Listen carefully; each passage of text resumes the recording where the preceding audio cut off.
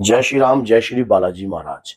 राहुल चौधरी जी ने एक क्वेश्चन किया है कि गुरुजी, जिस प्रकार से आप बताते हो कि कुल की शक्ति, कुल की देवी जो है वो कैसे प्रकट होती है और किस प्रकार से उनके दर्शन प्राप्त होते हैं, ये और जिन व्यक्तियों को पता ही नहीं है कि उनकी कुल की देवी है कौन, तो वो व्यक्ति किस प्रकार से दर्शन प्राप्त करें, वो कैसे करें कि मुझे तो पता ही नहीं हमारी कुल की देवी है कौन। और हम इस बात में बहुत सोचते भी हैं, बहुत जगह पूछा भी है, लेकिन पता नहीं है।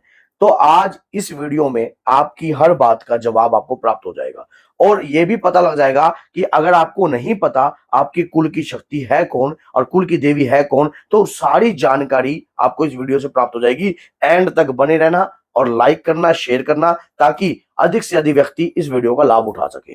तो क्या होता है कि देखिए, जो कुल की शक्ति होती है वो बहुत ही बलवान होती है और बहुत ही पावरफुल होती है। क्यों होती है वो पावरफुल? सबसे पहली बात ये होती है कि जब हमारे परिवार के अंदर हमारे बुजुर्गों ने हमारी कुल की शक्ति को प्रसन्न किया होता है, और कुछ ऐसी पीढ़ी होती है जो आगे, जिस प्रकार से देखो पांचों उंगलियां एक समान नहीं होती, जिस प्रकार से ये पांचों उंगलियां एक समान नहीं है, उसी प्रकार से हर व्यक्ति भी एक जैसा नहीं होता है। कई व्यक्ति होते हैं जो मर्यादा में रहकर भगवान की भक्ति, पूजा पाठ जो है वो नित्य रूप से करते हैं और अपनी परंपरा को कंटिन्यू चलाते हैं। लेकिन कई बार एक पुत्र होता है, कपुत्र होता है, एक सपुत्र होता है। तो कई कपुत्र ऐसे हो जाते हैं जिनको पूजा पाठ से कुछ लेना देना नहीं होता, तो उनके आने वाली संतानों को भी इस बात का पता नहीं लगता कि उनकी कुल की शक्ति है कौन और किस प्रकार से उन शक्तियों को जगाया जाता है।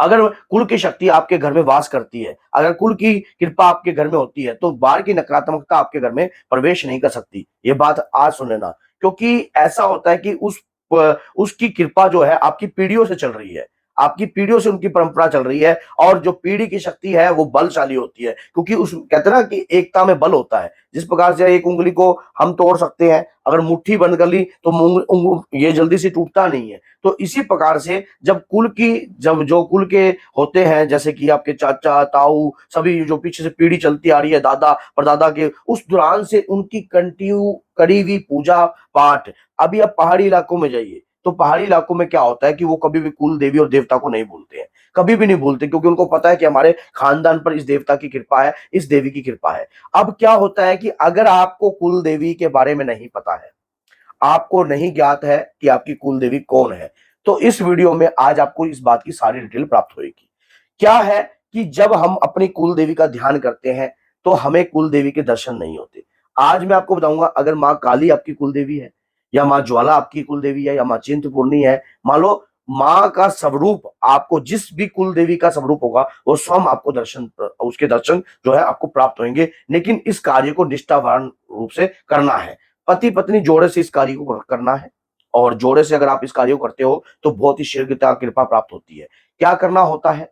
अगर माता की चौदस है, या माता की अष्टमी है, या नवमी है, अगर आपके परिवार में आपको नहीं पता कि कौन सी शक्ति की पूजा कब होती थी, तो पूर्णिमा और चौदस, ये 2 दिन ऐसे होते हैं जिस दिन आपके परिवार के अंदर, आपके खानदान के अंदर किसी देवता की पूजा होती है या किसी देवी की पूजा होती थी, तो उसकी पूजा के बारे में आपको ज्ञात हो सकता है। आपने हनुमान जी की स्तुति करनी है और मां दुर्गा की स्तुति करनी है। हनुमान जी का अगर आपको स्तुति नहीं आती है तो श्री रामचंद्र कृपाल भजन, इस का भी आप ज्ञात कर कर माँ दुर्गा की स्तुति करनी है और माँ से एक भोग देकर विनय प्रार्थना करनी है कि हे मातेश्वरी, मुझे आपके उस स्वरूप के दर्शन चाहिए जिस स्वरूप को मेरा परिवार, मेरा खानदान पूजन करता था, या अभी भी वो मेरे परिवार की कृपा उस स्वरूप की कृपा मेरे परिवार पर है। तो हे मातेश्वरी, मुझे आपके उस स्वरूप के दर्शन दीजिए। मैं आपको 101% इस बात का दावा देता हूं, अगर इस तरीके से आप कार्य करके चलोगे, आपने कुछ ऐसा कार्य नहीं करना है। सबसे बड़ी बात, ये प्रक्रिया आपको 41 डेज तक करनी है। 41 या 21, अगर किसी के पति साथ नहीं दे रहा है, अगर वो लेडीज कार्य कर रही है, तो वो अकेली भी कर सकती है। कुल की शक्ति को जगाना, कुल की शक्ति को जानना आपका अधिकार है, क्योंकि वो आपकी ही है। तो अब आपने करना क्या है?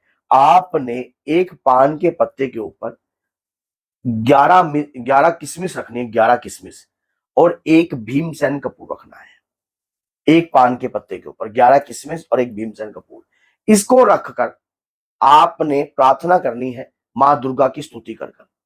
ये कार्य कब करना है? रात्रि के समय। प्रारंभ कब से करना है?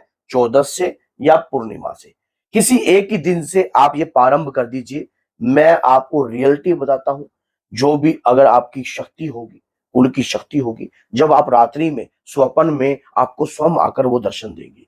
आपको खुद देखो, कहते हैं कि आत्मा अगर सच्ची है तो परमात्मा के से मिलने से उसको कोई नहीं रोक सकता, क्योंकि आपके अंतर में अगर ये लगा लीजिए सरलता है, तो आपको आपकी कुल की देवी देवता के दर्शन तो आपको होंगे ही होंगे।